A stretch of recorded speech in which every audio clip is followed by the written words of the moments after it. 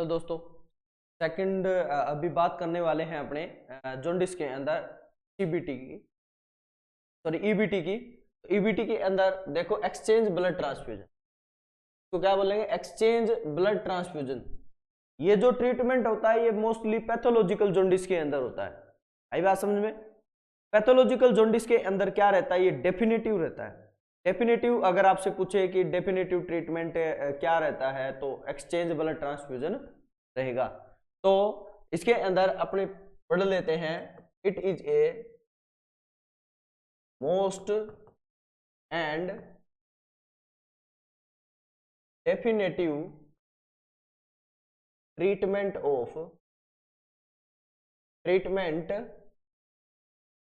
Of the pathological jaundice.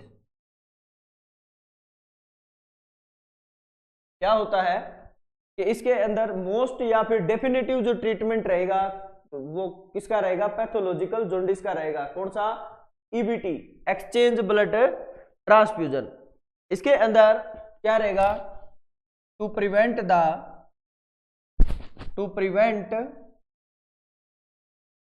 The haemolysis.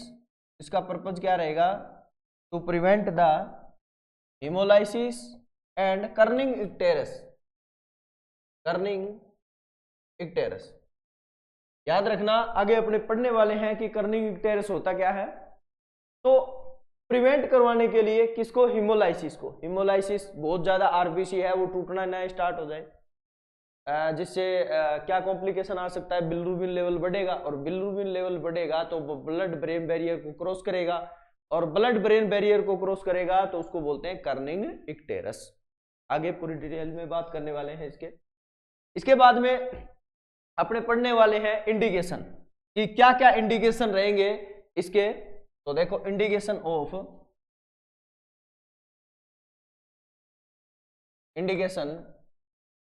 Of the EBT, exchange blood transfusion. तो सबसे पहले अपने बात करने वाले हैं कि कोल्ड एचबी, देखो अम्बलाइकल कोड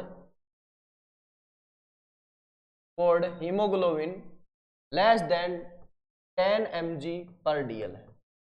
अगर जैसे ही अम्बलाइकल कोड सैंपलिंग की है और उसमें बच्चे के अंदर क्या आ रहा है, लेस देन 10 mg/dl क्या आ रहा है, एचबी आ रहा है, तो अपने क्या करेंगे, ईबीटी करते हैं, मतलब एक्सचेंज ब्लड ट्रांसफ्यूजन करवाते हैं। इसके बाद में bilirubin level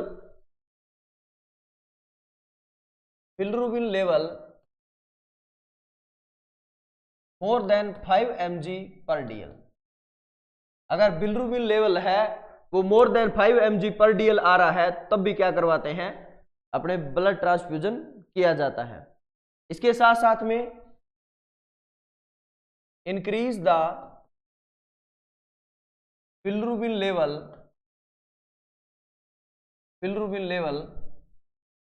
more than 10 mg/dl in 24 our.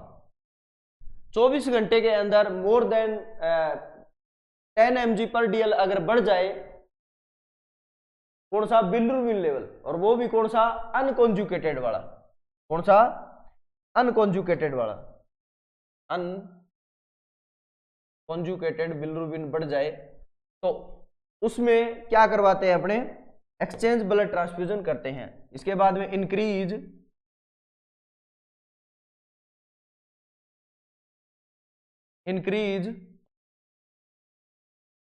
अनकॉन्जुकेटेड bilirubin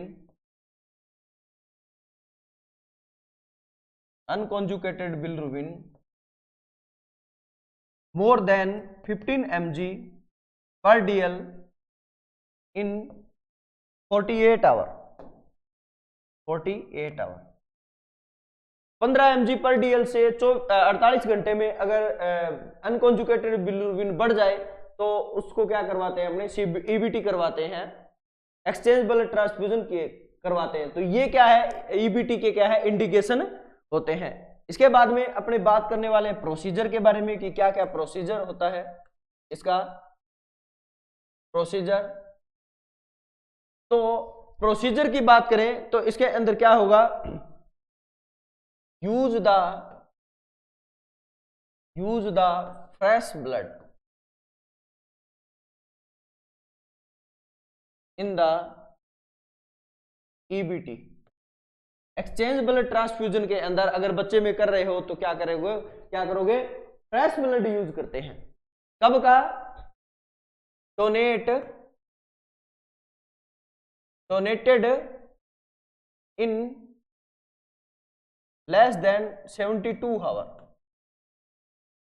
वो डोनेटेड ब्लड होना चाहिए कितने टाइम का, लेस देन 72 आवर का, उसको क्या बोलेंगे, फ्रेश ब्लड। फ्रेश ब्लड ही करवाना है, क्योंकि अगर ओल्ड ब्लड आपने ट्रांसफ्यूज करवाया है तो उसके अंदर आरबीसी टूटी हुई मिलेगी, मतलब हाइपर कैलेमिया होने के चांस हो जाते हैं बच्चे को। आगे बात करने वाले हैं कि हाइपर कैलेमिया कैसे हो जाता है। इसके साथ साथ में आरबीसी टूटती है तो क्या होता है, बिलिरुबिन लेवल मतलब बढ़ा हुआ मिलेगा। तो इसीलिए अपने क्या करवाते हैं इस प्रोसीजर के अंदर कि फ्रेश ब्लड को क्या करवाते हैं, ट्रांसफ्यूज करवाया जाता है। इसके साथ साथ में सेम ब्लड ग्रुप होना चाहिए, या फिर क्या होना चाहिए, यूनिवर्सल डोनर। और यूनिवर्सल डोनर आपको पता ही है कौन होता है, O negative blood group. Universal जो डोनर रहता है वो कौन सा रहेगा, ओ नेगेटिव ब्लड ग्रुप, ठीक है। या फिर क्या होना चाहिए, सेम ब्लड ग्रुप का होना चाहिए और RH फैक्टर भी सेम होना चाहिए। आगे बात समझ में। इसके बाद में बात करने वाले हैं कि exchange the blood double process. क्या होता है, इसके अंदर एक्सचेंज किया जाता है ब्लड, वो डबल प्रोसेस से होता है। तो देखो कैसे होता है डबल प्रोसेस से। पहला जो रहेगा वो रहेगा 80 ml पर kg के बेसिस पे। पहले जो अपने क्या करते हैं, ट्रांसफ्यूज करते हैं कब, 80 ml पर kg के बेसिस पे। और फिर क्या करते हैं, उसको क्या कर लेते हैं, निकाल लेते हैं बॉडी से बाहर, ठीक है। मतलब एक्सचेंज हो जाएगा। एक्सचेंज के लिए जो भी निकालते हैं वो कितना निकालते हैं, 80 ml पर kg पे। याद रखना, इसको बोलते हैं एक्सचेंज करना, मतलब डबल प्रोसेस हो गई ना। पहले तो आपने ट्रांसफ्यूज किया और फिर वापस क्या कर लिया, निकाल लिया है, वापस निकाल लिया है, तो इसको बोलते हैं, क्या बोलेंगे, उसको बोलते हैं डबल प्रोसेस। आई बात समझ में। तो इसीलिए अगर आपको पूछे कि एक्सचेंज के अंदर कितना ब्लड है, वो एक्सचेंज कितने का ब्लड का होता है, तो आपको लिखना है 160 ml पर kg। डबल प्रोसेस के अंदर क्या करते हैं, 80 ml ही ट्रांसफ्यूज करते हैं और 80 ml बाहर निकाल लेंगे, ठीक है। ये ऐसा क्यों करते हैं, क्योंकि जब 80 ml आपने ट्रांसफ्यूज किया है तो वो क्या है, फ्रेश ब्लड जाएगा, और जो आपने निकाला है जैसे बॉडी से बाहर, तो वो 80 ml निकालोगे, तो वो जो बिलिरुबिन बहुत ज्यादा बढ़ा हुआ है वो ब्लड के थ्रू क्या निकल जाएगा, बाहर निकल जाता है। तो वन प्रोसेस के अंदर अगर आपसे पूछे कि वन प्रोसेस के अंदर 80 ml पर kg के बेसिस पे यूज होता है, और टू प्रोसेस के अंदर क्या रहेगा, मतलब डबल प्रोसेस के अंदर क्या रहेगा, 160 ml पर kg। और एक्सचेंज कितना होता है, 160 ml पर kg का क्या होता है, एक्सचेंज होता है। और एक्सचेंज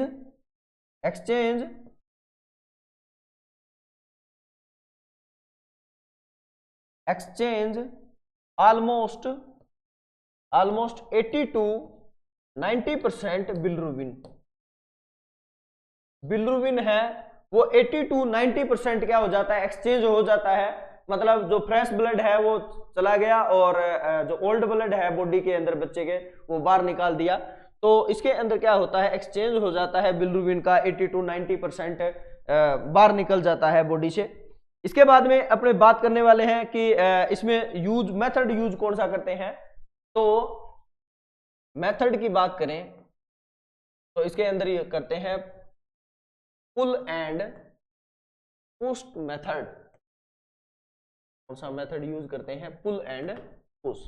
पहले तो क्या करेंगे, ट्रांसफ्यूज करेंगे, और ट्रांसफ्यूज करने को क्या बोलते हैं, पुश मेथड बोलते हैं। और बाहर निकालने को क्या बोलते हैं, पुल मेथड बोला जाता है। आई बात समझ में, ये एग्जाम में पूछा जा सकता है। अभी तो स्टेट के अंदर एग्जाम में ऐसा कोई क्वेश्चन नहीं आया है इस लाइन से रिलेटेड, लेकिन बाय चांस फ्यूचर में क्या हो सकता है, पूछा जा सकता है। इसके बाद में जो टोटल साइकिल जो रहेंगे इसके अंदर, टोटल साइकिल वो रहेंगे 30 to 40 साइकिल। ये 30 to 40 साइकिल कौन से होते हैं, पहली बार में देखो नॉर्मली मतलब 80 ml पर kg के बेसिस पे पेशेंट को क्या कर दिया, पुश कर दिया, ठीक है। अब क्या है, पुल कितना किया है 80 ml, वापस वो ही पर केजी के बेसिस पे पुल कर लिया। ये क्या है, 1 साइकिल, ये क्या है 1 साइकिल। आई बात समझ में। ऐसे साइकिल कितने करने हैं आपको, टोटल नंबर में 30 to 40 साइकिल। आई बात समझ में।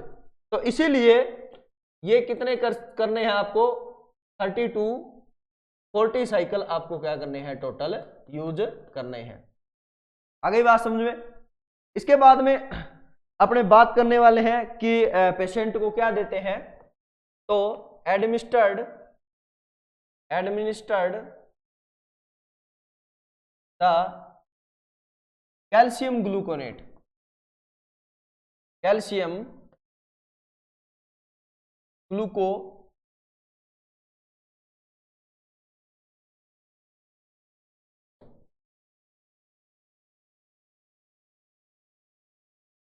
कैल्शियम ग्लूकोनेट, वो भी कितना परसेंट है, 10%। 10% क्या करते हैं, कैल्शियम ग्लूकोनेट का यूज करते हैं to prevent the hypocalcaemia. Hypocalcaemia से प्रिवेंट करवाने के लिए आगे अपने इसके कॉम्प्लिकेशन पढ़ने वाले हैं कि ईबीटी के कॉम्प्लिकेशन क्या होते हैं, एक्सचेंज ब्लड ट्रांसफ्यूजन के। तो इसके अंदर मैं बताऊंगा आपको कि हाइपोकैल्सीमिया कैसे होता है, हाइपरकैलेमिया कैसे होता है। तो अपने क्या करते हैं, कैल्शियम ग्लूकोनेट का भी यूज करते हैं। इसके बाद में अपने बात करने वाले हैं administer the heparin to prevent the blood clot. ये तो सभी को ये नॉर्मली ये जो बातें हैं ये तो पता ही होती है कि हिपेरिन का क्यों यूज किया जाता है। ये जैसे ही मतलब ईबीटी करते हैं, क्योंकि ब्लड क्लॉट ना बने, क्योंकि बार बार अपने क्या कर रहे हैं, एक्सचेंज करवा रहे हैं ब्लड का, तो बार बॉडी से क्या हो सकता है, कैनुला के ऊपर बीच में या फिर बीच में कहीं पे भी क्या हो सकता है, हिपेरिन क्या हो सकता है, ब्लड क्लॉट बन सकता है। इसीलिए अपने क्या करते हैं, हिपेरिन का यूज किया जाता है। आगे बात समझ में। तो ये क्या है, प्रोसीजर है, उसके बारे में आपको मोस्टली ध्यान में रखना है। इसके बाद में बात करने वाले हैं अपने मैनेजमेंट के बारे में कि इसका मैनेजमेंट कैसे करते हैं। मैनेजमेंट के अंदर क्या करना है, इनिशियल मॉनिटरिंग, बार बार आपको क्या करना है, मॉनिटर करते रहना है बच्चे में क्या चल रहा है, ईबीटी चल रहा है, ठीक है, एक्सचेंज ब्लड ट्रांसफ्यूजन चल रहा है, तो इनिशियल मॉनिटरिंग पे रखना है। इसके साथ साथ में कार्डियक मॉनिटरिंग, बार बार क्या करना है आपको, कार्डियक मॉनिटरिंग करते रहना है, इसके अंदर अपने पल्स वगैरह है, बीपी वगैरह है, और जो भी रेस्पिरेशन वगैरह है ये चेक करना है। इसके साथ में रेस्पिरेटरी मॉनिटरिंग, ये चीजें भी आपको क्या करना है, बार बार मॉनिटर करते रहना है। इसके साथ साथ में और क्या करना है, मॉनिटर द टेम्परेचर, बेबी का टेम्परेचर मॉनिटर करते रहना है, क्योंकि आपको पता है कि ये जो ब्लड है ये क्या है, कोल्ड होता है। जैसे ही अपने ब्लड बैंक से लेके आते हैं तो कोल्ड होता है, तो बेबी का टेम्परेचर भी आपको क्या करना है, चेक करते रहना है कि कोल्ड ब्लड है, वो बेबी का बॉडी का टेम्परेचर क्या ना कर दे, डाउन ना कर दे। इसके साथ साथ में और आगे बात करने वाले हैं, किन बातों का ध्यान में रखेंगे, जैसे ट्रांसफ्यूजन रिएक्शन के बारे में, ठीक है। ट्रांसफ्यूजन रिएक्शन के बारे में भी आपको क्या करना है, आइडेंटिफाई करना है। पहले ट्रांसफ्यूजन रिएक्शन को आइडेंटिफाई करने के लिए जैसे ही आपने ट्रांसफ्यूजन स्टार्ट किया है तो क्या करना है, फर्स्ट 15 मिनट आपको क्या करना है, आइडेंटिफाई करते रहना है कि कोई ट्रांसफ्यूजन रिएक्शन तो नहीं हो रही। पहले 15 मिनट आपको पेशेंट के आइडेंटिफाई करते रहना है कि कोई ट्रांसफ्यूजन रिएक्शन तो नहीं हो रही है, ठीक है। तो ये चीजें हैं जो आपको क्या करना है, मैनेजमेंट करना है। इसके बाद में अपने बात करने वाले हैं complication of the EBT, exchange blood transfusion के कॉम्प्लिकेशन क्या हो सकते हैं, जिसके अंदर क्या क्या होने के चांस रहते हैं। तो एनाफाइलेटिक रिएक्शन होने के चांस रहते हैं। इसके साथ साथ में और क्या है, फिब्राइल रिएक्शन,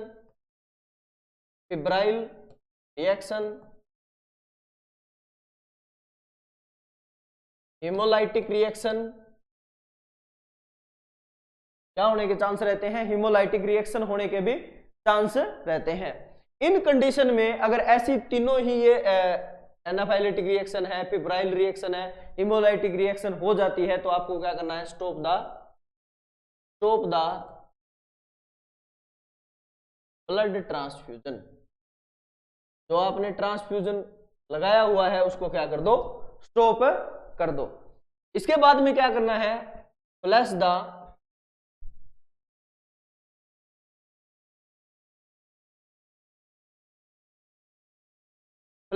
कैनुला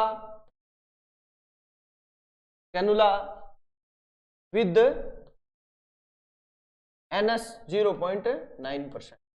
ओनली आपको क्या करना है, NS के साथ में क्या करना है, 0.9%, जिसको क्या बोलते हैं, आइसोटोनिक फ्लूइड बोलते हैं, इसको क्या कर दो, फ्लैश कर दो। आ गई बात समझ में। इसके बाद में सर्कुलेटरी ओवरलोड हो सकता है,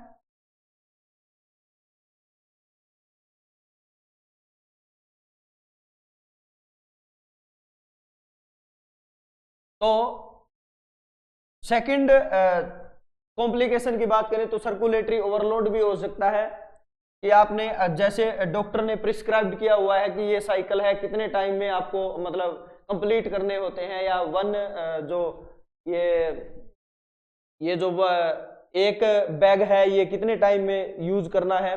तो इसके बाद में अगर आपने बहुत ज़्यादा जल्दी टाइम ट्रांसफ्यूज कर दिया है तो उसकी वजह से भी क्या हो सकता है, सर्कुलेटरी ओवरलोड होने के चांस रहते हैं। तो सर्कुलेटरी ओवरलोड की बात करें तो इसमें अगर बच्चे को सर्कुलेटरी ओवरलोड हो भी जाता है तो कैसी, पल्मोनरी एडिमा होने के चांस हो जाएंगे, पल्मोनरी एडिमा। और पल्मोनरी एडिमा में कैसी साउंड आती है, साउंड की बात करें तो ये आती है क्रैकल साउंड। कैसी साउंड आती है, क्रैकल्स साउंड आती है।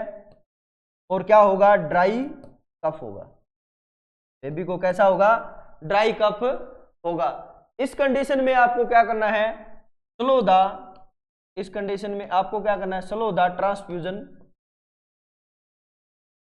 ट्रांसफ्यूजन को क्या कर दो, स्लो कर दो। आगे बात समझ में। इसके बाद में और क्या होने के चांस रहते हैं, सेप्टिसीमिया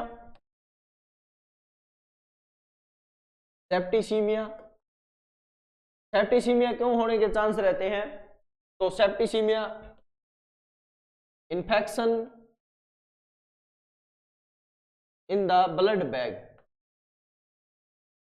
के अंदर क्या हो जाए, मतलब इन्फेक्शन हो जाए, या फिर डेवलप द माइक्रो ऑर्गेनिज्म क्या हो जाए, डेवलप हो जाए, तो उसकी वजह से सेप्टिसीमिया होने के चांस रहते हैं। क्यों, क्योंकि जितना टाइम आपको प्रिस्क्राइब्ड किया हुआ है उसके अंदर अगर आपने ज्यादा टाइम लगा दिया तो उसके वजह से क्या होने के चांस रहते हैं, सेप्टिसीमिया। लाइक जैसे अडल्ट में, अगर यहाँ पे तो अपने EBT पढ़ रहे हैं, एक्सचेंज ब्लड ट्रांसफ्यूजन के बारे में, लेकिन अगर अडल्ट की बात करें तो वहां पे ब्लड ट्रांसफ्यूजन होता है। अगर 4 घंटे से ज्यादा आपने ज्यादा टाइम लगाया है तो क्या होने के चांस रहते हैं, ब्लड के अंदर जो बैक्टीरिया है या माइक्रो ऑर्गेनिज्म है वो डेवलप हो जाते हैं। यहाँ पे जितना डॉक्टर ने प्रिस्क्राइब किया हुआ कि इतने टाइम में देना है और उसमें ज्यादा टाइम लगा दिया तो क्या होने के चांस रहते हैं, इस बच्चे को सेप्टिसीमिया होने के चांस रहते हैं। सेप्टिसीमिया होता है ब्लड के अंदर इंफेक्शन होना, इंफेक्शन इन द ब्लड। इसके बाद में इलेक्ट्रोलाइट इम्बैलेंस, क्या होने के चांस रहते हैं, इलेक्ट्रोलाइट इम्बैलेंस होने के भी चांस रहते हैं। इलेक्ट्रोलाइट इम्बैलेंस की बात करें तो इसके अंदर क्या क्या होता है, सबसे ज्यादा जो इफेक्ट पड़ता है वो कैल्शियम पे पड़ता है और कैल्शियम में क्या हो जाएगा, हाइपोकैल्सीमिया। क्या हो जाता है, हाइपोकैल्सीमिया। ब्लड ट्रांसफ्यूजन करने की वजह से क्या हो जाता है, हाइपोकैल्सीमिया। आपको पता है कि ब्लड ट्रांसफ्यूजन के बाद में अपने कैल्शियम ग्लूकोनेट देते हैं 10%। तो क्यों देते हैं, क्योंकि बच्चे के अंदर या फिर एडल्ट के अंदर क्या हो जाता है, हाइपोकैल्सीमिया होने के चांस रहते हैं। क्यों रहने के चांस रहते हैं तो थोड़ा सा समझ लेते हैं इसको, कि आपको पता है कि ब्लड बैग के अंदर एक एंटीकोगुलेंट होता है जिसका नाम क्या है, सोडियम सिट्रेट। ये क्या है, एंटीकोगुलेंट। ब्लड बैग के अंदर लगभग इसकी अमाउंट रहती है 50 ml। कितनी रहती है, 50 ml क्या रहती है, इसकी अमाउंट रहती है सोडियम सिट्रेट की। अब ये बॉडी के अंदर क्या कर दिया आपने, ट्रांसफ्यूज कर दिया। ब्लड है वो ट्रांसफ्यूज कर दिया और ट्रांसफ्यूज करते ही ये जो सोडियम सिट्रेट है ये सोडियम के अंदर और सिट्रेट के अंदर दो में क्या हो जाएगा, कन्वर्ट हो जाएगा। ठीक है, बॉडी के अंदर जाते ही किस में कन्वर्ट हो जाएगा, सोडियम के अंदर और सिट्रेट के अंदर। ये जो सिट्रेट है ये बाइंड हो जाता है बॉडी के अंदर कैल्शियम, जो ब्लड के अंदर कैल्शियम है उसके साथ में बाइंड हो जाएगा और क्या बना देगा, कैल्शियम सिट्रेट बना लेता है। कैल्शियम सिट्रेट है ये क्या है, यूरिन के थ्रू क्या हो जाता है, पास आउट हो जाता है। यूरिन के थ्रू क्या हो जाएगा, पास आउट हो जाएगा और जिससे क्या हो जाएगी, कैल्शियम की बॉडी के अंदर कमी आ जाती है, जिसको क्या बोलते हैं, हाइपोकैल्सीमिया बोला जाता है। आई बात समझो। इसके बाद में ट्रीटमेंट के लिए अपने देते हैं ना कैल्शियम ग्लूकोनेट देते हैं। आगे बात समझ में। इसके बाद में और क्या चांस हो सकते हैं, और की बात करें तो हाइपर कैलेमिया। क्या हो सकता है, हाइपर कैलेमिया। कैसे, अगर बच्चे को क्या कर दिया, ओल्ड ब्लड ट्रांसफ्यूज कर दिया, क्या कर दिया है, ओल्ड ब्लड ट्रांसफ्यूज कर दिया है, तब भी होने के चांस रहते हैं। कैसे, आपको पता है ओल्ड ब्लड के अंदर क्या है, आरबीसी डब्ल्यूबीसी प्लेटलेट्स है, उसके अंदर जैसे ही टाइम निकलता है और ओल्ड ब्लड हो जाता है तो जो सेल है वो क्या हो जाएगी, डिस्ट्रक्शन हो जाती है। और आपको पता है इंट्रासेलुलर जो मोस्ट कॉमन कैटायन पाया जाता है वो पोटासियम पाया जाता है। ठीक है, कौन सा होता है, इंट्रासेलुलर जो मोस्ट कॉमन जो कैटायन होता है ना वो कौन सा रहेगा, पोटासियम। अब ये पोटासियम पहले सेल के अंदर है, जैसे जैसे आरबीसी टूटेगी, प्लेटलेट्स और डब्ल्यूबीसी टूटेगी या डिस्ट्रक्शन होगी तो उसकी वजह से ये क्या कहां पे आ जाए, ब्लड बैग के अंदर आ जाता है। अब ट्रांसफ्यूज करते ही पेशेंट में क्या हो जाएगा, हाइपर कैलेमिया। क्या हो जाएगा, हाइपर कैलेमिया। और ये क्या रहता है, इसका कॉम्प्लिकेशन होने के चांस रहते हैं। इसके साथ साथ में और क्या होने के चांस रहते हैं, आफ्टर ब्लड ट्रांसफ्यूजन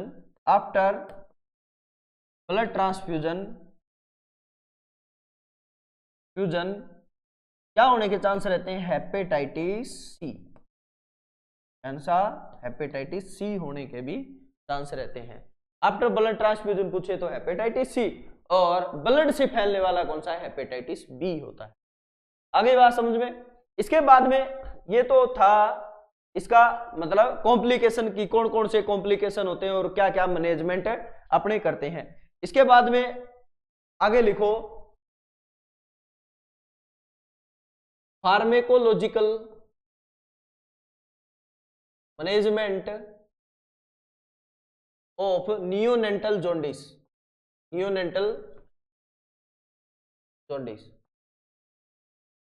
पहले अपने पढ़ रहे थे, पहले वाली क्लास में जॉन्डिस के बारे में पढ़ा। इसके बाद में अपने दूसरे वाली क्लास जो थी उसके अंदर पढ़ा था फोटोथेरेपी के बारे में। और अब क्या पढ़ रहे हैं, exchange blood transfusion. Exchange blood transfusion complete हो गया है।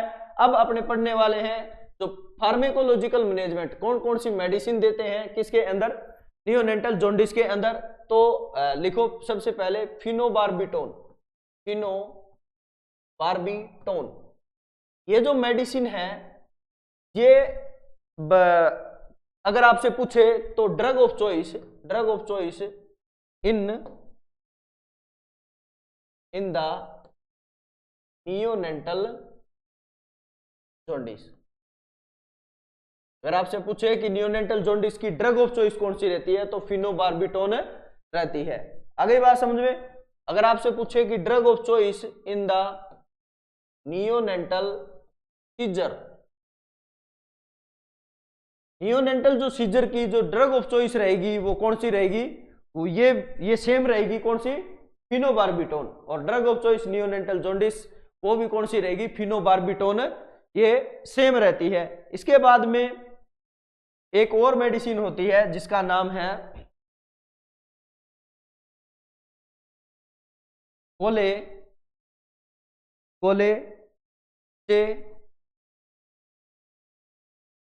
लंबा सा नाम है कोलेस्टेरिन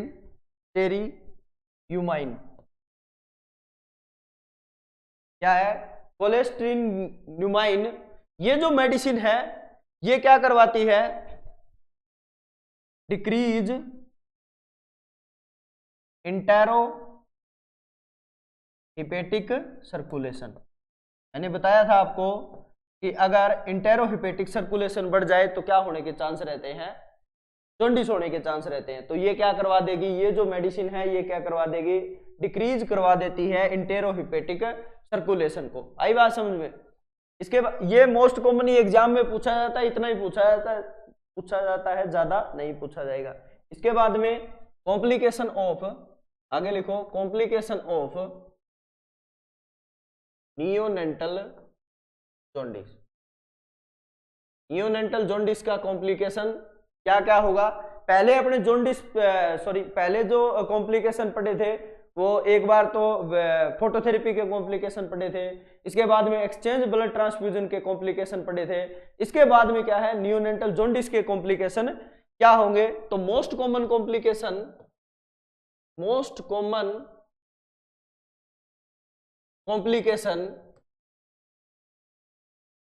ऑफ द नियोनेटल जॉन्डिस। अगर आपसे पूछे कि नियोनेटल जॉन्डिस का मोस्ट कॉमन जो कॉम्प्लिकेशन होगा वो कौन सा रहेगा, तो कर्निंग इक्टेरस। बात करते हैं कर्निंग इक्टेरस। पहले मैं बता चुका हूं आपको कि कर्निंग इक्टेरस क्या होता है। अगर बिलिरुबिन लेवल कितना हो जाए, मोर देन 20 mg पर DL। अगर बिलिरुबिन लेवल कितना हो जाए, मोर देन 20 mg पर DL हो जाए तो ये क्रॉस कर जाता है, ये क्या है, क्रॉस कर जाएगा ब्लड ब्रेन बैरियर को, और ब्लड ब्रेन बैरियर को क्या कर जाएगा, क्रॉस कर जाता है, और क्रॉस करके क्या कर देगा, डैमेज द नर्व सिस्टम। क्या कर देगा, डैमेज द नर्व सिस्टम। और नर्व सिस्टम की बात करें तो इसके अंदर क्या क्या चीज डैमेज हो जाती है मोस्टली, तो इसके अंदर क्या हो जाता है, brain stem, cerebellum and basal ganglia. क्या क्या डैमेज होता है, ब्रेन स्टेम, सेरिबेलम और बेसल गैंग्लिया। मोस्टली ये क्या होते हैं, इसमें डैमेज हो जाते हैं। उसको क्या बोलेंगे, उसको बोलते हैं कर्निंग इक्टेरस। एग्जाम में पूछे जाने वाला क्वेश्चन की most common complication of the neonatal jaundice, तो आपको लिखना है कर्निंग इक्टेरस। और ये भी पूछे ना कौन से जॉन्डिस में, तो आप लिख देना है इसको पैथोलॉजिकल जॉन्डिस का होता है। ये कौन से जॉन्डिस का, पैथोलॉजिकल जॉन्डिस का होता है। आगे बात समझ में, कौन सा, कर्निंग इक्टेरस। और कर्निंग इक्टेरस कब होता है, अगर ब्लड बिलिरुबिन लेवल कितना हो जाए, मोर देन 20 mg, ये क्रॉस कर जाएगा किसको, ब्लड ब्रेन बैरियर को, और ब्लड ब्रेन बैरियर को क्रॉस करके डैमेज किसको कर देगा, नर्व सिस्टम के कुछ ऑर्गन हैं जैसे ब्रेन स्टेम हो गया, सेरिबेलम हो गया, बेसल गैंग्लिया है, इनको क्या कर देता है, डैमेज कर देता है, उसको क्या बोलेंगे, उसको बोलते हैं कर्निंग इक्टेरस बोलते हैं। आगे बात समझ में। तो ये जो टॉपिक है नियोनेटल जॉन्डिस है, ये यहां तक कंप्लीट हो गया है आज के लिए। यहां तक, और नेक्स्ट क्लास में अपने कोई नए टॉपिक पढ़ेंगे। Thank you.